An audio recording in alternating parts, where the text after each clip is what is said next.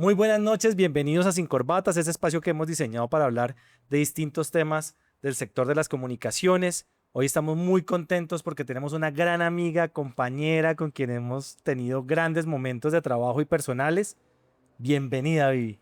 Muchas gracias, Germán. Muchas gracias, Nico, por la invitación a este podcast. Un gusto poderlos acompañar y pues hablar de diferentes temas hoy. Bueno, aquí Germán se saltó el protocolo del podcast, pero entonces yo creo que lo pone nervioso. Viviana Vanegas, economista, la conocemos desde hace muchísimos años. En efecto, tuvimos el placer de trabajar con ella en la Comisión de Regulación de Comunicaciones. En el año 2016 fue que empezamos allá, ¿no? Así es. Y pues después de un largo trasegar por el sector, pues aquí estamos finalmente. Aceptó la invitación. Llevamos bastante tiempo correteando y Hola, sí, estuvo como complicada la cosa, difícil. ¿no? Pero finalmente, pues decidió sentarse aquí con nosotros a compartir pues muchísimas cosas, mucho conocimiento que ella tiene del sector, sobre todo teniendo en cuenta pues que recientemente estuvo como directora de Desarrollo Digital en el Departamento Nacional de Planeación. Entonces, Vivi, de nuevo, bienvenida, de verdad, qué rico tenerte acá. Muchas gracias, Nico. Muchas gracias, Germán. Y bueno, pues vamos a ver cuáles son las preguntas. No tengo ni idea todavía qué vamos a hablar, pero bueno, espero poder dar la talla así como las otras personas que ya han pasado por acá. ¿Qué tan mudo está Germán? ¿Se le mide la primera o quiere que empiece ya? No, pues empecemos por el principio. Vivi, ¿dónde la pasaste más rico, en la CRC o en el DNP? ¿Sí ven cómo arrancan las preguntas? No, son dos lugares totalmente diferentes. De la CRC claramente arranco mi carrera también en el sector TIC, por ende le tengo un gran cariño. De hecho, todavía conservo grandes amigos que todavía están allá. Y pues por planeación, básicamente allá de mi corazón por todos los temas digitales, donde logramos pues inyectar con un equipo maravilloso muchísimos temas que ahorita pues les vamos a contar un poco. Maravilloso. Y sí me consta, en efecto, yo creo que compartimos esas amistades y bastante bueno que se pasó en la serie C y bueno, de ahí en adelante ni se diga.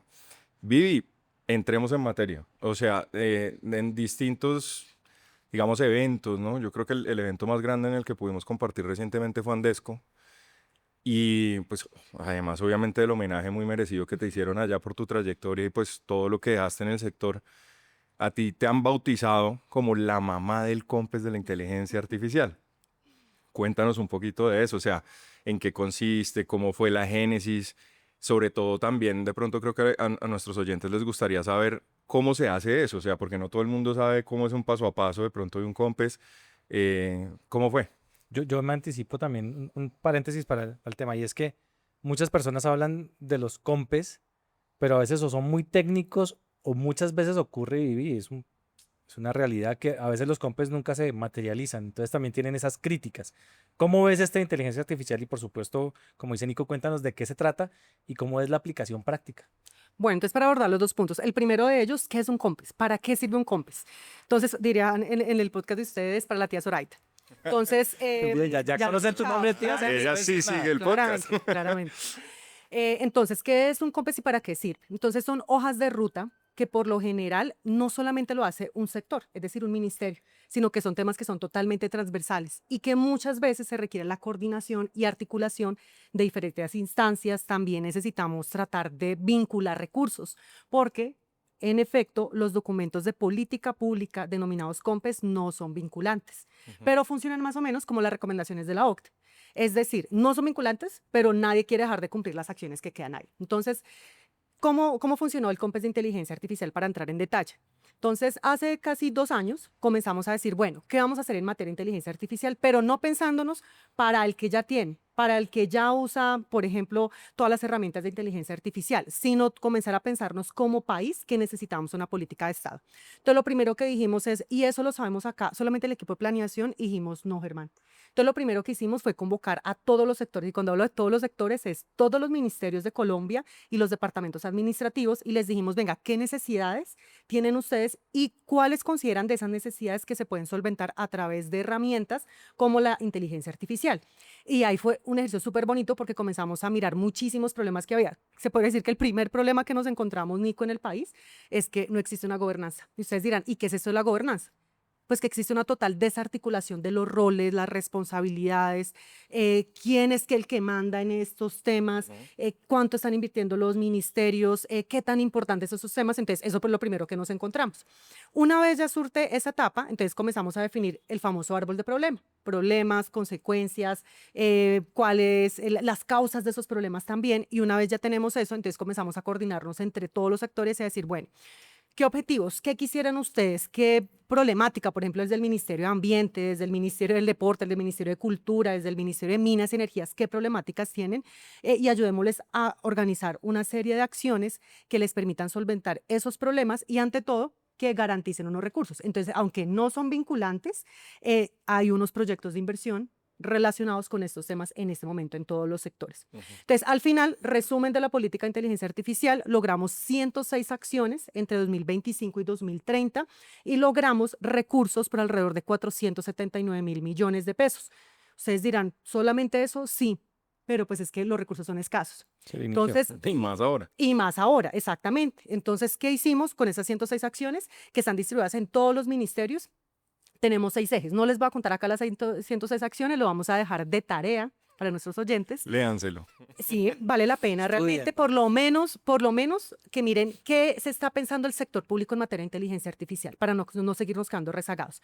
Pero sí les voy a contar de los 6 ejes.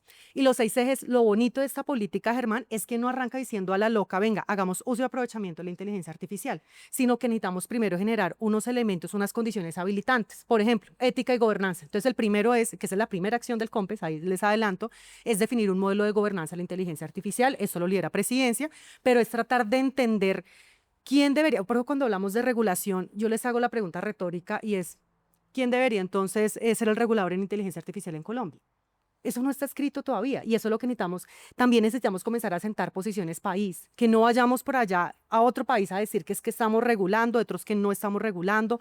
Necesitamos comenzar. Entonces, el primer eje es ética y gobernanza. El segundo eje está relacionado con infraestructura y datos. Y cuando hablamos de infraestructura y datos, hablamos de infraestructura tecnológica, no solamente en materia de data centers, del tema de computación, sino también estamos hablando de acceso a Internet fijo móvil, porque sigue siendo un habilitador que necesitamos en el país. Yo iba a meterme por ahí. Bueno, entonces, les voy a recontar ahí de manera rápida, Nico. Entonces, y el tercer habilitador es habilidades digitales, que ustedes dirán, pero en esta época nosotros ya todos tenemos unas habilidades digitales. No, no todos tienen unas habilidades digitales, ni siquiera básicas. No, y en esta mesa créeme que Todavía, por Germán y por mí. todavía falta. Nos falta bastante. Cuarto eje, tenemos los temas relacionados con innovación, desarrollo e investigación. Entonces, esos 4 para nosotros son habilitadores para hacer uso y aprovechamiento de esa tecnología en sectores rezagados todavía. Y tenemos un quinto eje que no es menos importante, que es mirar cómo vamos a tratar de mitigar todos los riesgos y los efectos no deseados de esa política. Temas hasta de salud mental, propiedad intelectual también tenemos, seguridad digital, entre otros. Y el último eje, adivinen, uso y aprovechamiento de la inteligencia artificial. Entonces, esa política, ¿por qué? Y ahorita más adelante les diré, nosotros desde planeación teníamos un enfoque que era todo el tema de inclusión digital, todo el tema de pobreza digital, todo el tema relacionado con cómo logramos ayudar a salir a los hogares, a los sectores más rezagados de la trampa de la pobreza en Colombia. Entonces, por eso el enfoque de esta política en su momento la pensamos desde ese punto de vista. No, y es que me parece genial, pero fíjate la pregunta y la duda que yo tengo, y de hecho me encantaría conocer tu perspectiva, es, tú ya dijiste claramente que tenemos un problema de recursos escasos, ni el berraco, o sea, somos conscientes, digamos, de que la situación está dura, no hay recursos para todo lo que se quiere hacer. ¿Cómo llegas a volver tan relevante algo que pareciera menos relevante frente a las otras necesidades que tiene el país? Bueno, lo que pasa es que en paralelo tenemos que pensarnos todo, ¿no? Y en planeación, y ya a quienes he escuchado acá varios que han hablado, quienes han tenido su paso por planeación, saben que tenemos como una visión totalmente transversal y digamos en su momento cuando yo estaba en planeación tenía esa ventaja y es que teníamos como el panorama completo. De ver muchas veces no solo el tema de enfoque, o sea, de mirar solamente, perdón, el tema de acceso a Internet fijo móvil en las zonas rurales y apartadas, de mirar el tema de habilidades digitales, el tema de apropiación digital, bueno, de todos los temas que ya acá conocemos y ya se han hablado, sino que también es no quedarnos rezagados en el uso y aprovechamiento de esa tecnología. Nosotros teníamos un lema y es que en esta época no acceder a las tecnologías digitales es como tú no acceder a la educación.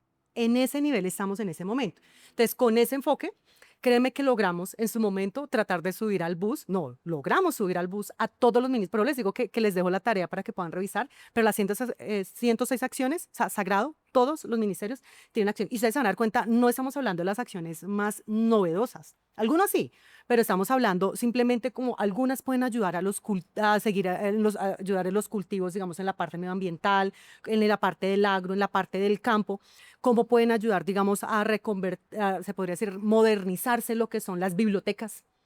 O sea, son muchos temas que muchas veces no estamos pensándonos lo más innovador, pero sí que se pueden hacer uso y aprovechamiento de estas tecnologías para mejorar la vida o los sectores más rezagados en el país. Vivi, aquí tuvimos a un gran amigo que se llama José Torres, que él es experto en temas de inteligencia artificial desde el punto de vista legal.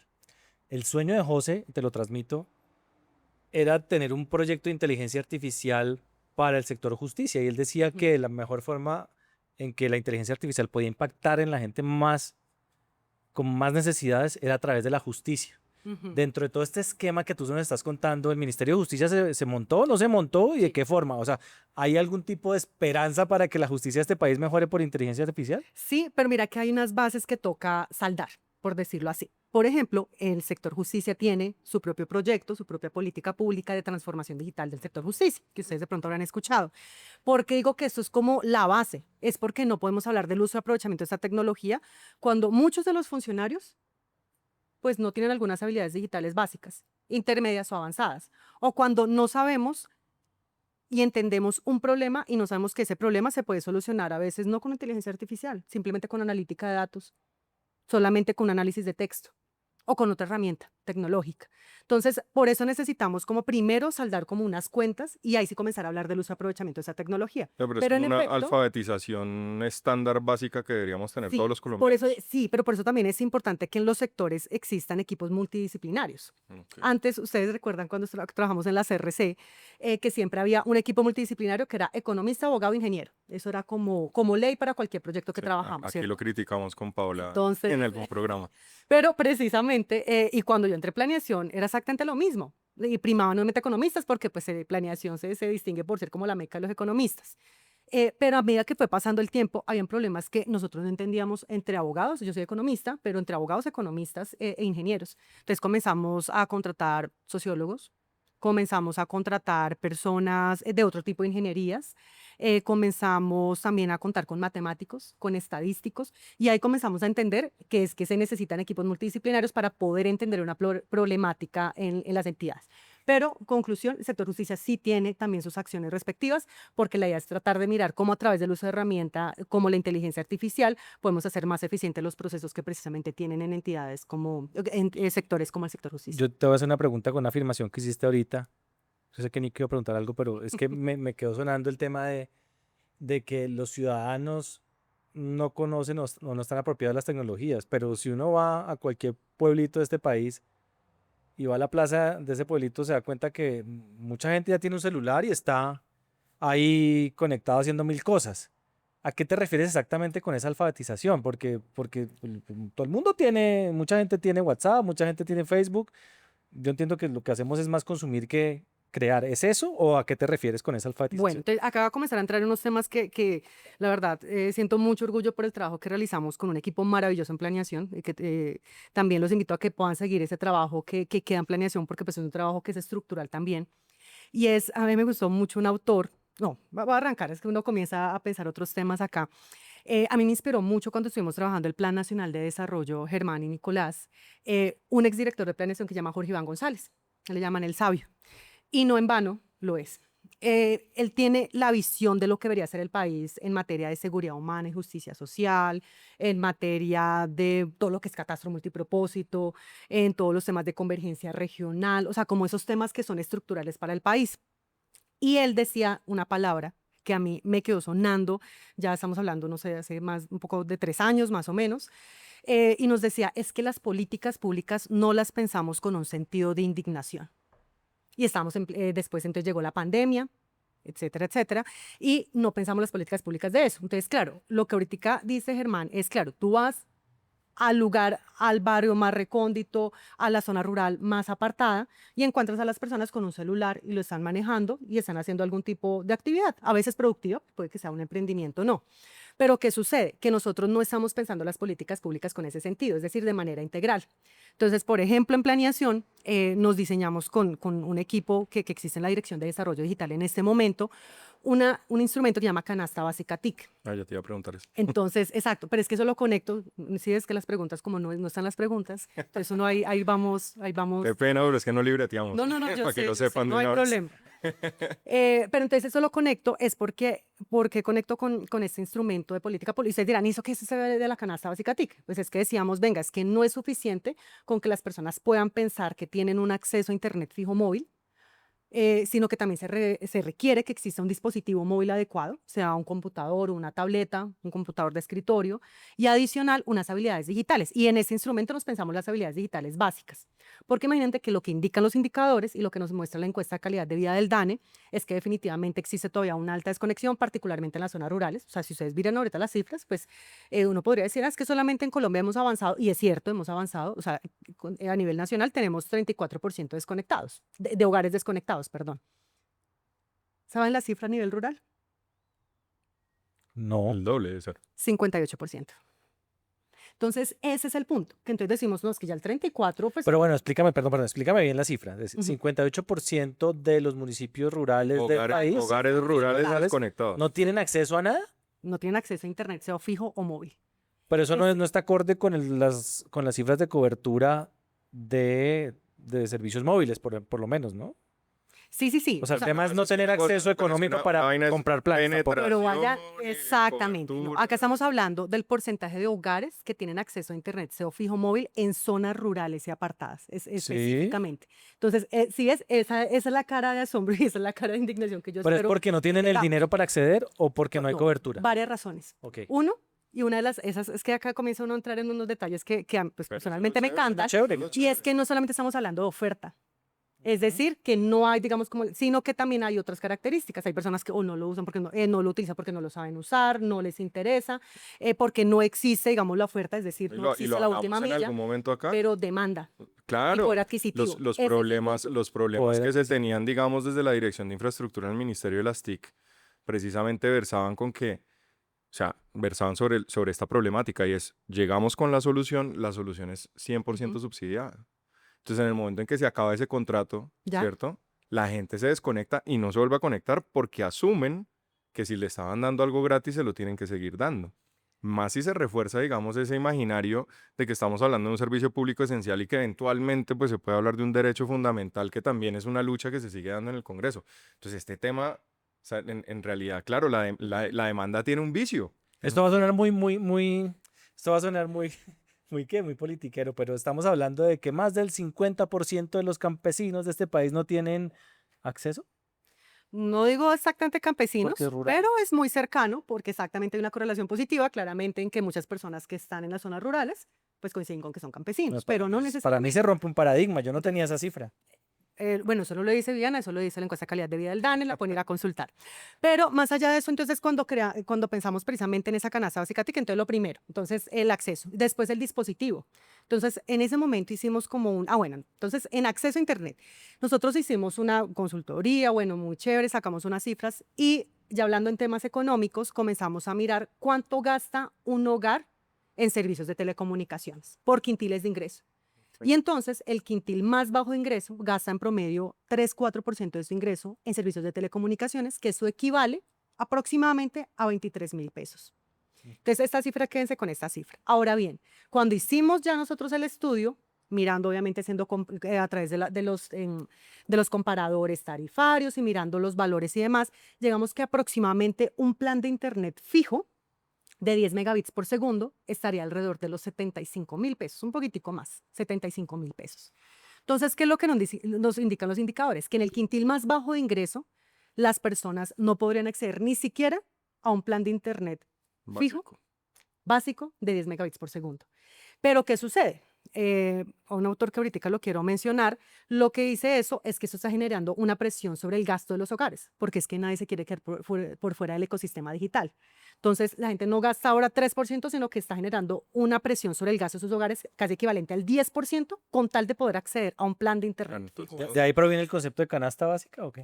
Exacto. Todo esto que les estoy contando es la canasta básica. O sea, que ese se es come carne una vez cada 15 días, pero hay internet. pero a internet, que ahorita que eso no lo decimos solamente es de planeación, o sea, con el equipo que les digo maravilloso, lo trabajamos también con base en un autor que con varios autores que les menciono, pero entonces eso es lo primero. Entonces, el sueño de nosotros es que las políticas que se ejecutan desde el Ministerio TIC, y no solamente desde el Ministerio, porque esa es otra conversación, sino también de otros ministerios, puedan garantizar al inicio una canasta básica TIC para el campesino, para el hogar del quintil más bajo de ingreso, bueno, etcétera, etcétera. El segundo, el dispositivo móvil, que en promedio, digamos uno súper así económico, que algunos dirán, no, eso no es tan económico, pero en un dispositivo, un portátil de 1.500.000, ya comienza a ser relativamente bajo comparado a otros. Y unas habilidades digitales básicas que decíamos, bueno, por lo menos una capacitación al inicio que te cueste 70.000 pesos. Entonces, cuando ya conformamos una canasta básica, porque estamos hablando de una capacitación digital básica, no avanzada todavía ni intermedia, ahí pues ya vemos que definitivamente un hogar no podría acceder a una canasta básica. Nosotros qué queremos, no que siempre haya un Estado o alguien que le esté garantizando esa canasta, pero sí que por lo menos al inicio exista esa apropiación de esa canasta básica en los hogares y que ya después, con esa canasta, logremos ayudar a salir de la trampa a la pobreza a los hogares. Una vez ya los ayudemos a salir de esa trampa a la pobreza, esperamos que eso más adelante, y todas estas políticas, eso no es de corto aliento, o sea, eso es de largo aliento, pero necesitamos dar la pelea de al inicio garantizar esa canasta básica. De ahí viene Y es que finalmente esa información, digamos, son criterios objetivos que sirven para alimentar lo que podría ser el núcleo esencial de un derecho fundamental a la vida digna. Exactamente. Ya ahorita les voy a contar. Ok, qué pena que me... No, es que esos Voy temas aquí uno se pensando. emociona, pero... Porque es que eso es lo que necesitamos, o sea, comenzar a escalar la conversación de nuestros temas. No estar hablando los mismos con los mismos. Por eso, digamos, volviendo al competencia de inteligencia artificial, la importancia de que hubiese esa articulación con todos los sectores. Lo mismo la canasta básica. Entonces, no es solamente que sea el ministerio garantizando esto, porque sabemos pues los elementos que ya se han mencionado en los diferentes podcasts sobre el tema del Fondo Único de TIC, sino que comencemos también a hablarnos con otras personas. Pero la única forma de hacerlo es generar un sentido de indignación a nivel nacional. Y eso ayuda un poquito como esos temas. De ahí el sentido de indignación. De ahí el sentido de indignación, que no viene de ahí solamente. Hay un economista que se llama Amartya Sen, que precisamente el exdirector Jorge Iván González nos incitó otra vez a que volviéramos a desempolvar esos libros de economía, y de ahí venía un poquito eso. O sea, está la teoría del desarrollo de Amartya Sen, que nos decía, bueno, hay unos elementos de funcionamiento y hay unos elementos de capacidades, y esos de funcionamiento es cómo estamos bien. Es decir, cómo tenemos, pues a través de los temas de salud, a través de estar bien alimentados, a través de los temas de educación, podemos garantizar estar bien. Pero después viene un tema de libertades, que son las capacidades. Las capacidades son las que me permiten a mí ser libre. Y eso lo logramos a través del uso de las tecnologías digitales, porque se podría decir que es el que me permite un desarrollo integral como persona, poderme desarrollar integralmente en la sociedad. Entonces, ese concepto fue bien importante para nosotros, la teoría del desarrollo, para pensarnos precisamente el tema de canasta básica y pues mirar que el tema que yo ahorita les comentaré, del tema de pobreza digital, es cómo realmente eso sí nos ayuda a elevar nuestra conversación. Pero yo soy aquí el escéptico siempre en estos temas. Ya, de aquí al otro. Pregunte, de ¿cuántas aquí- mesas técnicas? Pregunte, Yo soy un que crítico de las, se muerde la de lengua. las mesas técnicas, pero más allá del tema de mesas técnicas es, ya digamos que este gobierno le queda un año y no tengo mucha fe en que es una posición muy personal de que todo esto logre tener un aterrizaje adecuado. Si tú estuvieras sentada con los 76 candidatos presidenciales,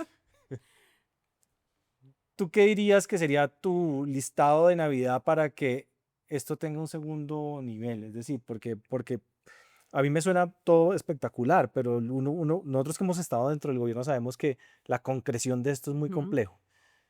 ¿Qué se necesita? ¿Solo plata o qué más se necesita? ¿O cuál es el siguiente paso, en tu opinión? Bueno, yo creo que el siguiente paso, si tuviéramos la oportunidad de hablar con los candidatos, con los próximos candidatos, es mostrarles temas estructurales, no coyunturales. Me explico. Entonces ahí entro en el otro tema que es otro de los, digamos, temas bonitos que trabajamos también desde planeación y es el índice de pobreza digital.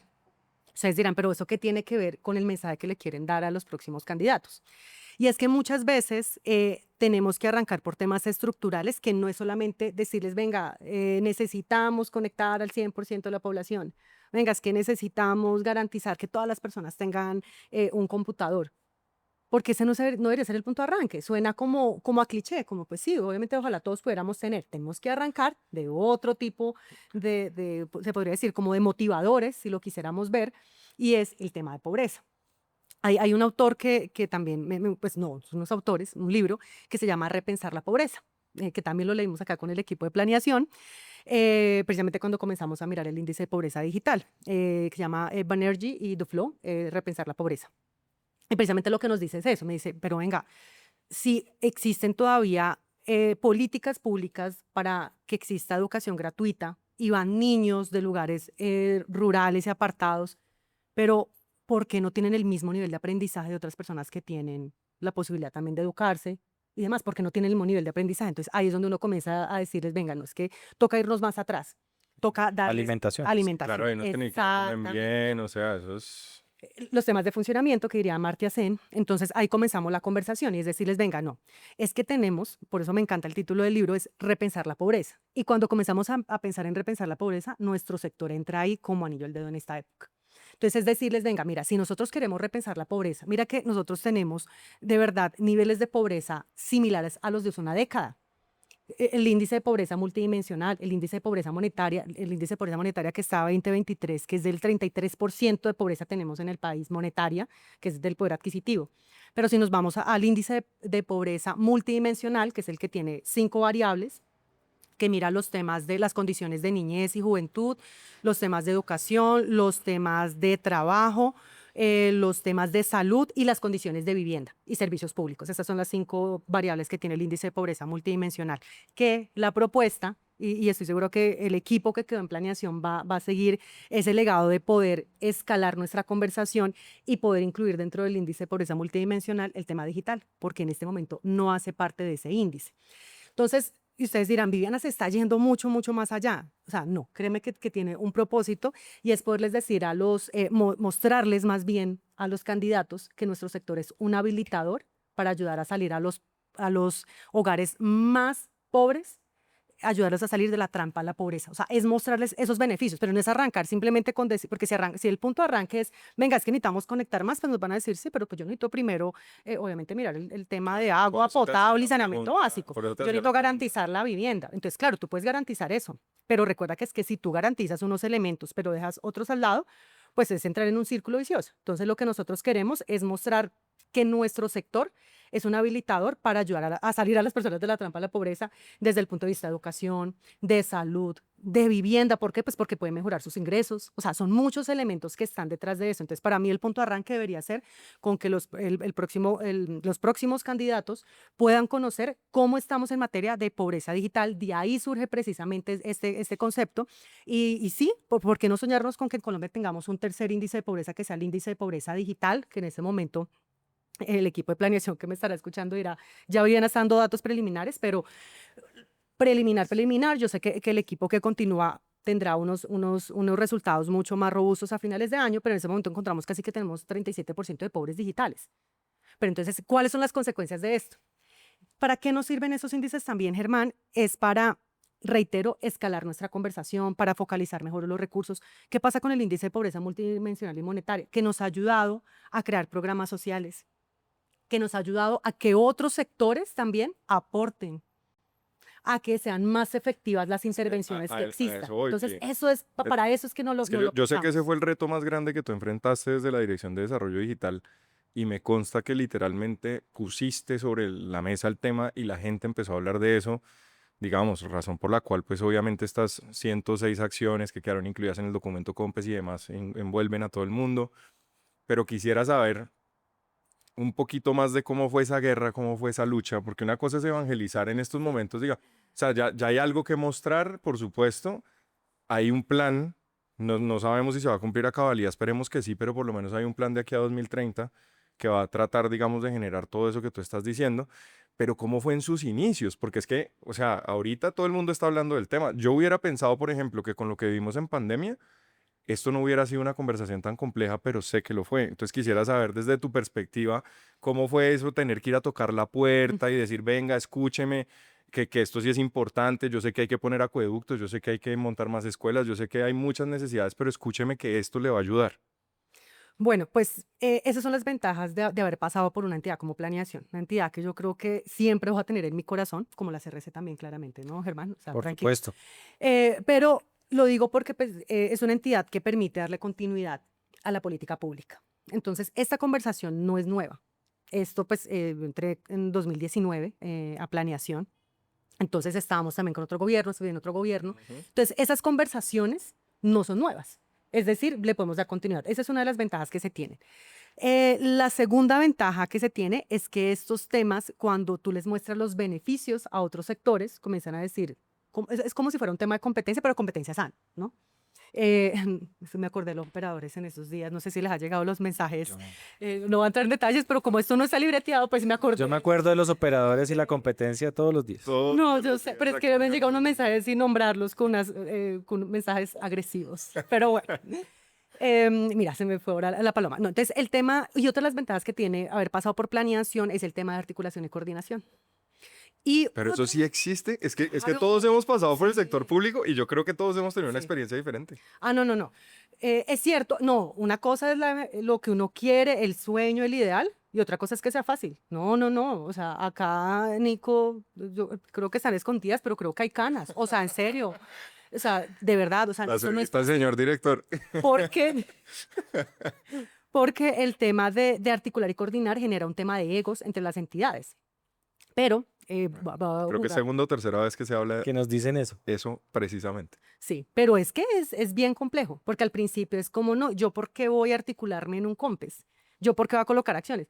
Ah, pero cuando ya tú le muestras como, bueno, mi equipo, quizá con el equipo maravilloso que trabajaba, que uno le decía al principio, listo, pues entonces tú serás el único sector que no vas a estar en el COMPES, pero no hay problema, tranquilo que con el resto, no. Ay, eso es, mejor dicho, un tema que llama la atención. Ay, ahora que me dicen el sector público, cuando tú les dices, porque otra ventaja que existe en planeación es que somos garantes, pues, pero éramos porque ya no estoy, garantes de la inversión pública en el país. Es decir, que los proyectos de inversión pasan por concepto técnico, bueno, también financiero, pero de otra área, pasan también por concepto técnico de la dirección. Entonces, todo eso hace que, quieran o no, nos paren bolas. Quieran o no, comienzan a estar en las discusiones y quieran o no, saben que nosotros O les sea, podemos ayudar. podías, digamos, Ya, desde esa posición ejercer cierta presión, por así decirlo, sí, sana, una presión sana. ayudémonos. Ayudémonos, sí, sí, sí. Venga, que no es para eso.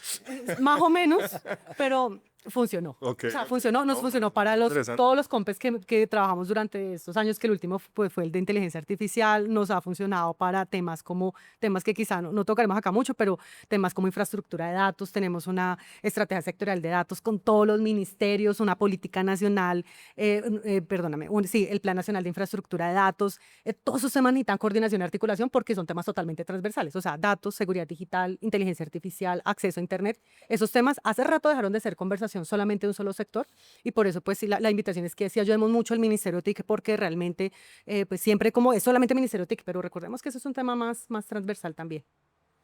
Y es que me da risa por eso. Es que has dicho tantas cosas que nos han dicho varias veces acá, sobre todo pues personas que han tenido su paso por cargos directivos en el sector público. Me queda claro, por supuesto, que no fue fácil la tarea. Yo creo que hay muchísimo que hacer. Quisiera saber de pronto a futuro tú cómo ves la cuestión. Es decir, quedan claros unos lineamientos, pero lo cierto es que el COMPES, pues de reciente publicación, el documento COMPES, si bien es cierto, tiene unas líneas a 2030, tiene un gran reto que es el cambio de gobierno.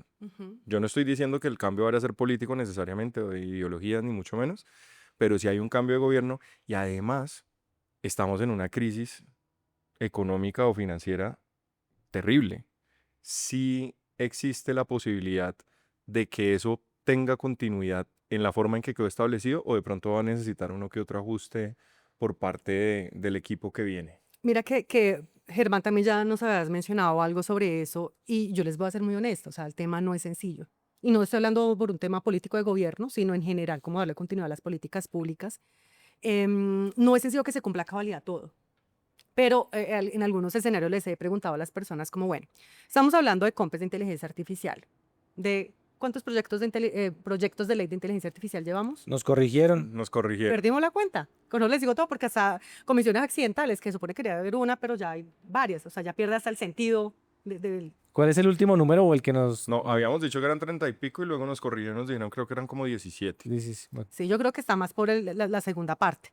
Entonces tenemos COMPES, pero por otro lado nos dicen que, bueno, varios sectores están trabajando en otras materias, que el sector, la sociedad civil también, pues que está en otros puntos. O sea, acá nos pueden decir un montón de cosas, pero yo creo que todo lo que sanamente se están haciendo desde las diferentes entidades en esta materia suma. Un ejemplo no, un comparativo sencillo. Les hago la pregunta retórica. ¿Es preferible tener o no tener política pública de inteligencia artificial? Uy, lo que pasa es que si la política pública se va a quedar en un documento que no va a tener Ujú. aplicación, creo que da igual, honestamente. Ahora, Ujú. tener las conversaciones es interesante, pero ¿hasta qué punto esa evangelización? Y por eso te hacía la pregunta, porque hay gente que sale a hablar de muchas cosas todos los días y no les paran bolas. Entonces yo digo, hombre, de pronto para Viviana fue muy berraco al principio tener que ser la loquita, pues que iba tocando todas las puertas diciendo, venga, es que esto de verdad es bueno, es que esto sí le va a servir a usted y que la gente diga, venga, no moleste, que de verdad tenemos una crisis muy berraca sanitaria en no sé dónde. Ahorita hablamos, que suele pasar, ¿sí? sí. O lo que le encanta decir, caramba, perdón, lo que le encanta decir a Germán, que es, citemos entonces una mesa técnica y Ujú. yo delego a alguien para que asista a esa mesa técnica en representación mía. Reuniones mensuales. Exacto. Y alguien que por favor me levante unas acticas y vamos haciendo un seguimiento de Estamos las cosas trabajando que- en el tema. Exacto. Y entonces, pero digo, ¿cómo pasar del dicho al hecho? Porque es que finalmente aquí eso fue lo que se vio. Yo te contesto claramente y es una posición que ya la planteaba acá, y es, para mí, que distintas entidades u organizaciones salgan con el mismo tema genera caos. Ujú. Para mí sí, a mí sí me parece que en el tema de inteligencia artificial hay una sobreactuación en este momento en el país, desde el Congreso, desde la academia incluso, porque yo sí creo que hace falta un liderazgo dentro del país frente al tema de inteligencia artificial, sobre todo porque pasa lo de siempre con estos temas y es que se empiezan a mover muchas cosas como en una nube y el ciudadano del común realmente no sabe qué es lo que está pasando ni para dónde va el tema. Entonces, cuando tú preguntas que si es mejor tener o no tener, yo creo que es mejor tener, pero de una manera coordinada. Exactamente, gracias.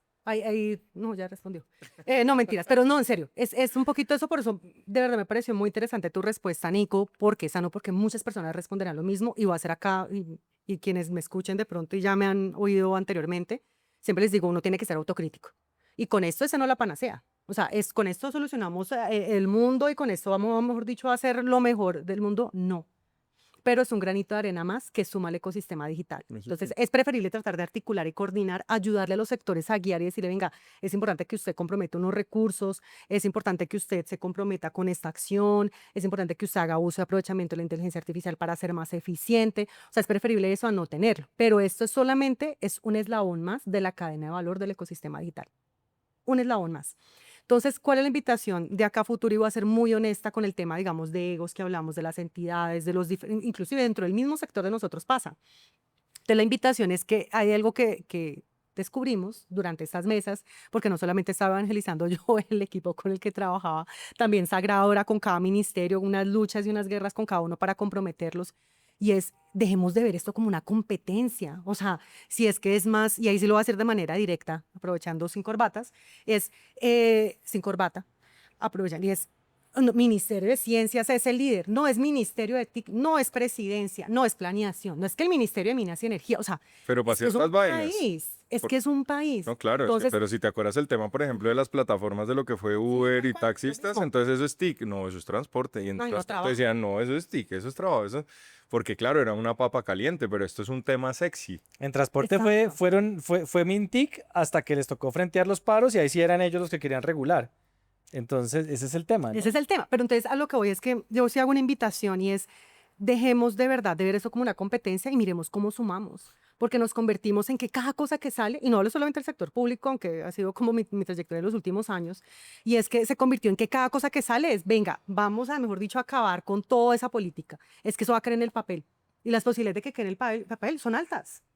Entonces Claro. ahí es donde veamos cómo todos somos corresponsables de sumar ese granito de arena para que, por ejemplo, esta política pública salga bien. Es como, no sé, los principios de la OCDE, los principios éticos de inteligencia artificial de la OCDE o de la UNESCO. Si tú los ves, pues tú no ves algo raro, o sea, tú no ves algo que tú digas, no, venga, es que en materia de transparencia algorítmica, No lo no, había es que la pillado. explicabilidad, o sea, como que tú no puedes decir eso, pero de aquí a que realmente los apliquen, realmente a que hagamos caso a esos principios, pues del dicho al hecho. Pero entonces acá mi invitación a todos los sectores es tratemos de sentirnos, o sea, tener una corresponsabilidad con cada elemento que sale.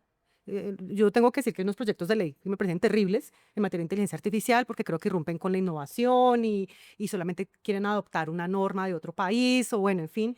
Pero más allá de eso, mi invitación es que en serio tratemos todos de aportar y dejemos tanta quejadera, criticadera, sino que sumemos. ¿Por qué? Pues porque esto no es fácil y se los digo con experiencia ahorita después de salir de planeación.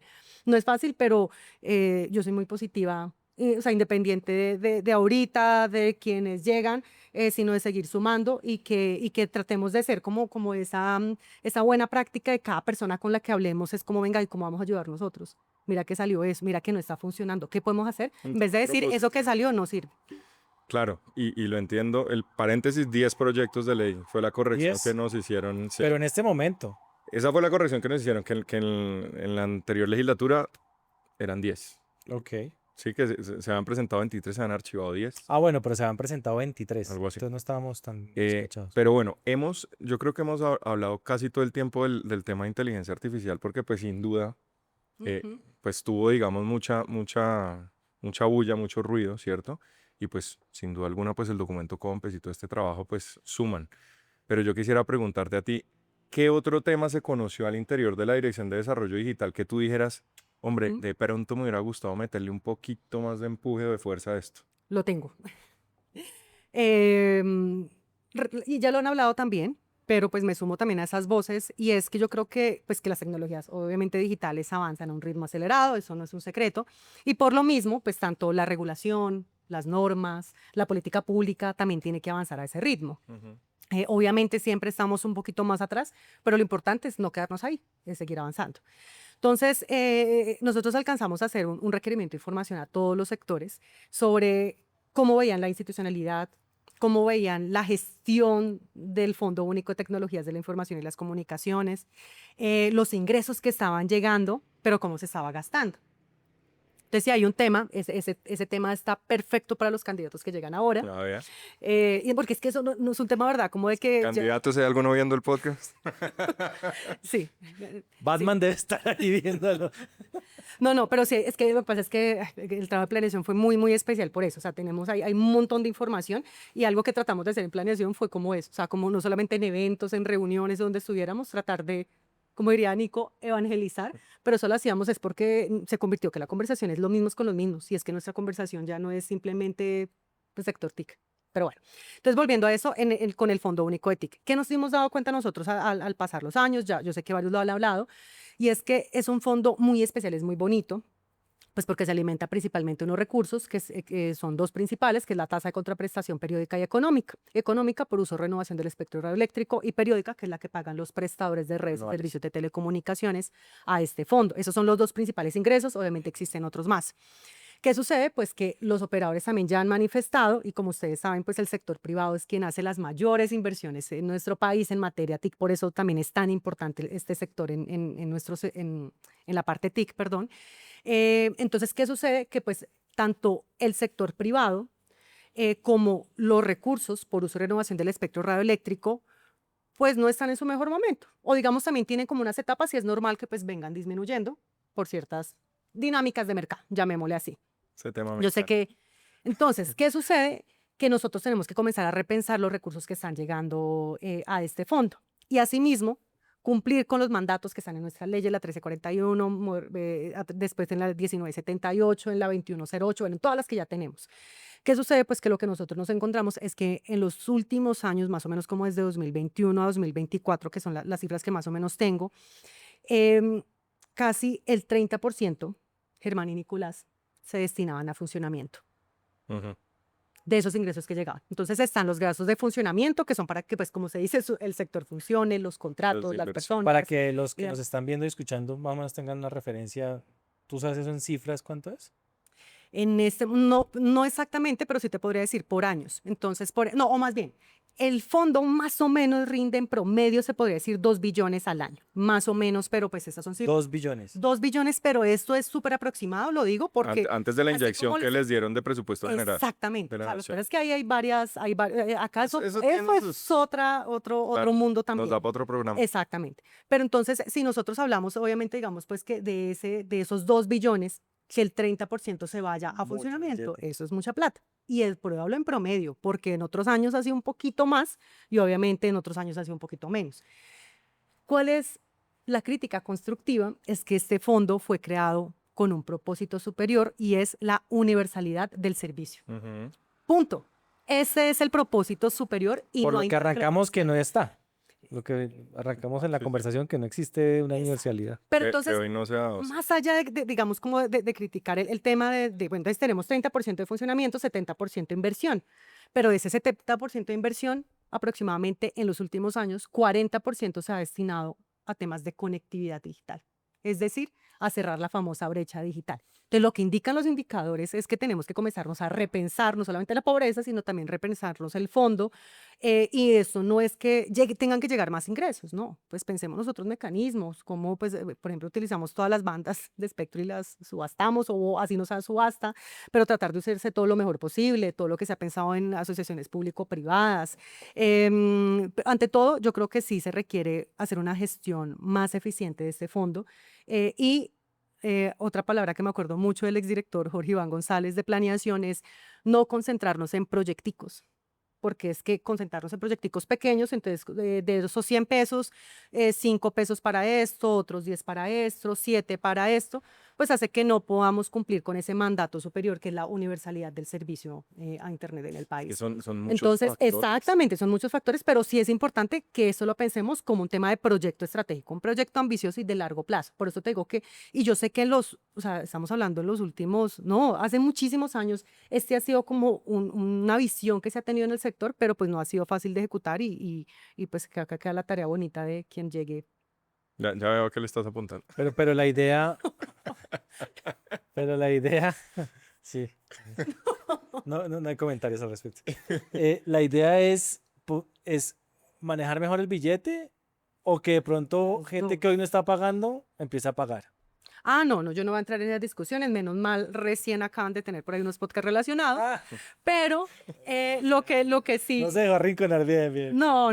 Lo que sí les voy a decir es que sí falta, es como con la plata que tú tienes en el bolsillo, o sea, tú tienes que contar con esa plata y hacerla lo más eficiente posible. Entonces, como los recursos son escasos, pues contemos con lo que tenemos y con lo que tenemos, hagamos gestionemos de manera más eficiente los recursos. Por eso es tan importante, por ejemplo, yo me soñaría con que se pudiera garantizar una canasta básica TIC. Eso es un proyecto estratégico, eso no es un proyecto de corto aliento, es un proyecto de largo aliento que se podían garantizar, por ejemplo, desde planeación, vigencias futuras que vayan más allá, no solamente este gobierno, sino el próximo gobierno y demás, y eso pues sí genera temas estructurales y eso sí cambia la vida de las personas.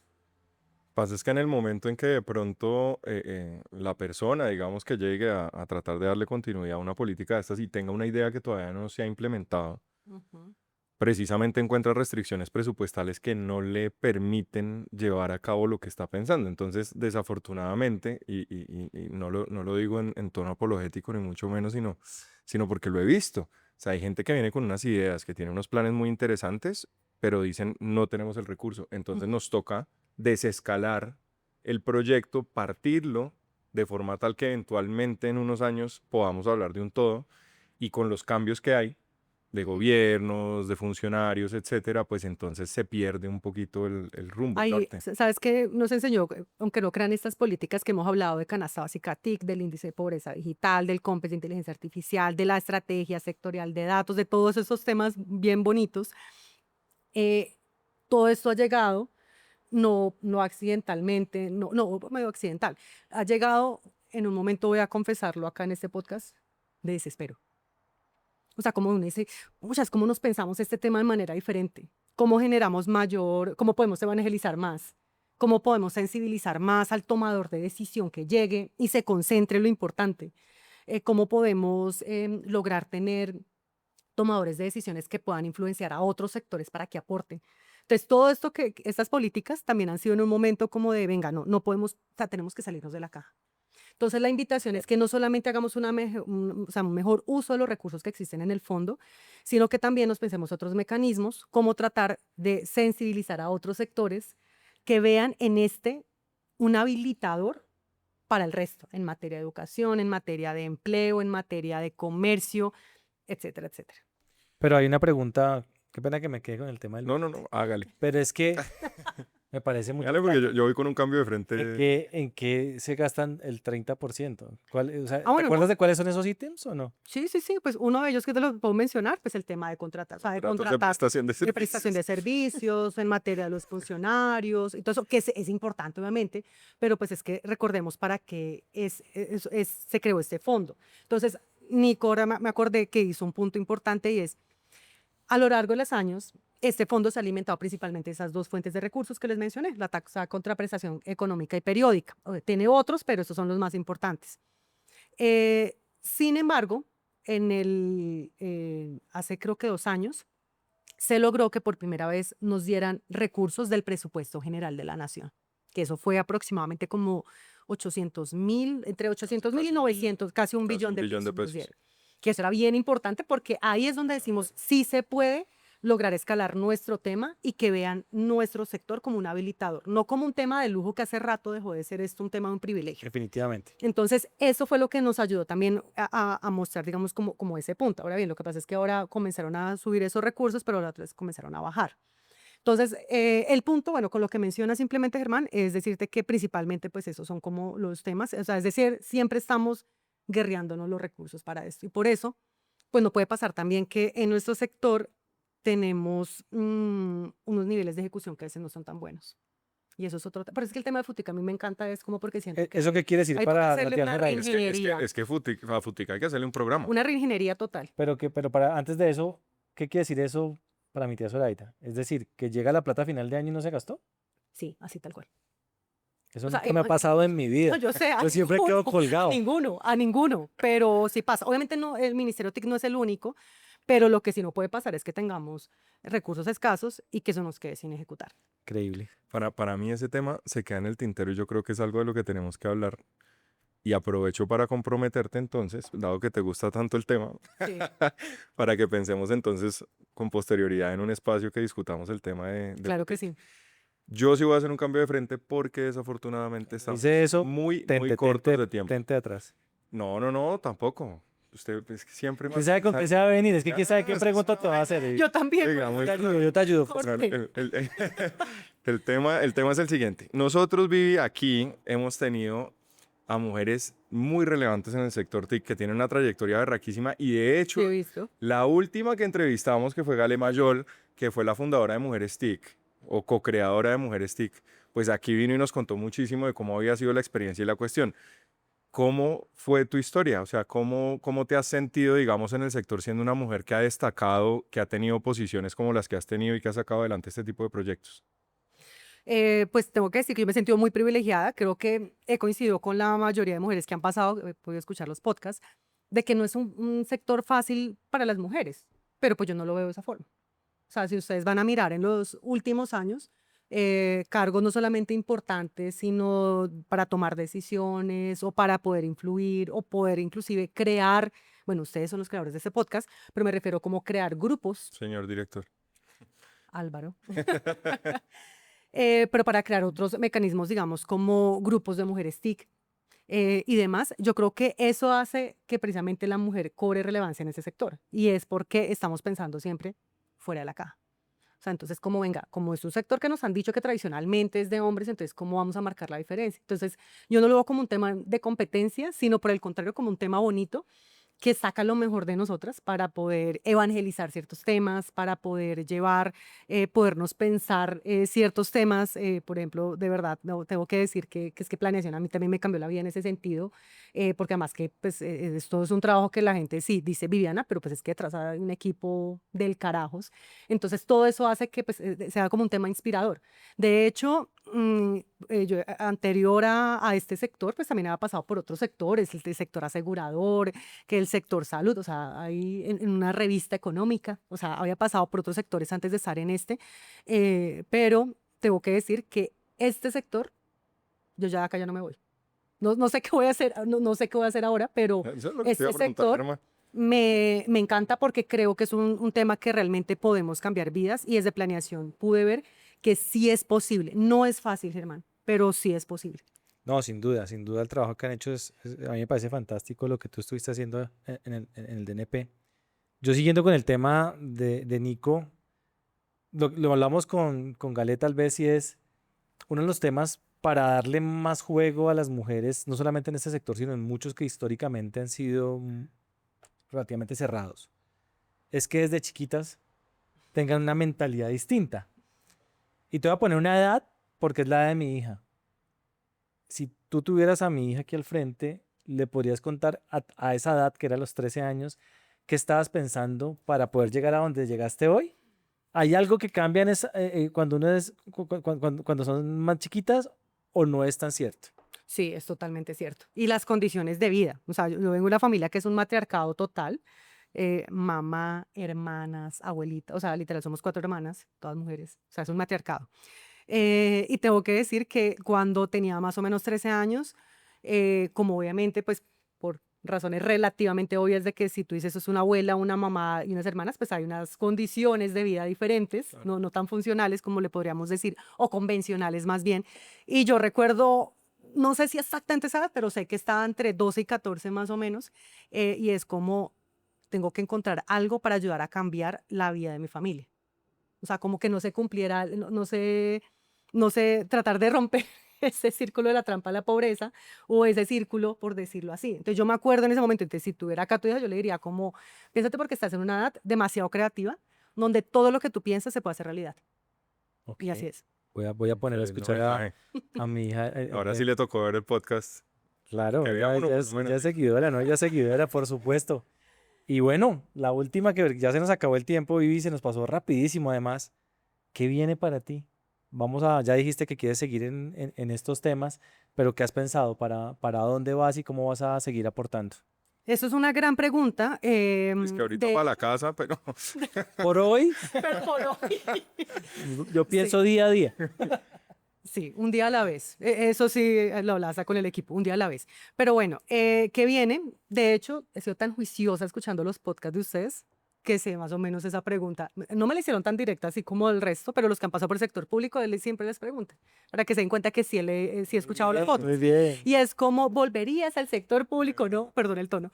así Perdón. suena Germán. Así sueno yo, ¿en serio? No, hermano, no, para nada. Vivi, ¿volverías al sector público? Y entonces cuando yo escuchaba esos podcasts, yo pensaba, y era nuestro director, qué pregunta, qué respuesta van a dar, porque pues para que no repitan todos. Entonces yo pensaba en eso. Pero la verdad es que el sector público sí es una vocación. Y quienes hemos pasado, es decir, los tres por el sector público, saben que muchas veces se dice que son malos problemas, que como esos beneficios o como esa... Pero para mí hay una palabra grande y es gratificación, porque pues no lo estoy pensando simplemente por un tema ni de estatus, ni solamente como de un sector, sino pues que como economista creo que me casé con ese tema de repensar la pobreza en el país y creo que mi labor en este sector es más esa. O sea, cómo a través de las tecnologías digitales, cómo a través del uso de acceso a Internet, de los dispositivos, de contar con las habilidades digitales, ayudamos a salir a los hogares de los quintiles más bajos de ingreso de la trampa a la pobreza en Colombia. Entonces, yo creo que ese es como mi pequeño aporte dentro de este sector y por ende creo que donde podría cumplir esto es en el sector público. Sin embargo, yo he pasado por sector público, privado, academia. Entonces, conclusión, no tengo ni idea ahorita. Digo, pues como es un podcast muy natural, pues no voy a decir algo políticamente correcto, sino va a ser muy honesta y es, Fantástico. no tengo muy claro, pero sí, obviamente me gustaría, pues, lo único claro es que me gustaría continuar en el sector. Vamos a ver qué nos depara el destino, pero yo sí espero seguir acá, por lo menos dando lora con mis temas de pobreza digital. Yo tengo Ojalá sea así, la ojalá sea última así. pregunta sí tengo yo. ¿Qué libro recomiendas? Ok, pues Ya yo creo, mencionaste uno por ahí, sí, pero Hablaste de varios autores, sí, Banerjee, Duflo, repensar la Flo, pobreza, pero repensar la hablaste de pobreza. Amartya Sen, pero que tú digas ese, y no necesariamente tiene que ser de economía, ni mucho menos, o sea, un libro que tú digas, oiga, inspirador, me gustó, esta vaina me cambió la forma de pensar, yo qué sé. Voy a ser también muy honesta. Mi esposo Felipe se reirá, pero hay un libro de Haruki Murakami que se llama Baila, Baila, Baila. Y ese libro me encantó y de ahí me leí varios de Murakami. ¿Por qué lo recomiendo? Porque ahorita estaba pensando, claro, de economía, ¿no? Léanse La teoría del desarrollo, Amartya Sen, Repensar la pobreza, o sea, como otros libros Richard así. Thaler, Entonces sí, comienza uno, pero decía, no, ese es un libro que logra desconectarte. Estos días estoy como con muchas series japonesas viendo entonces recomiendo cualquier libro de Murakami, pero el primero que me leí se llama Baila, Baila, Baila y es como para también desconectarnos y además porque sí creo que es importante uno refrescar su mente, como oxigenarla con otros temas para poder seguir pensando en nuestro sector. Bueno, pues ahora sí se nos acabó el tiempo, qué lástima, pero muchísimas gracias por acompañarnos, de verdad que muy agradable este ratico. No, mil eso espero. gracias. No, Muchísimas gracias. Germán y Nico, acá súper firme para poderlos apoyar siempre. Muchas gracias de verdad por la invitación. Gracias. Un saludo a nuestro director, Álvaro Gracias, Almeida, director, creador, productor. Gracias. Más.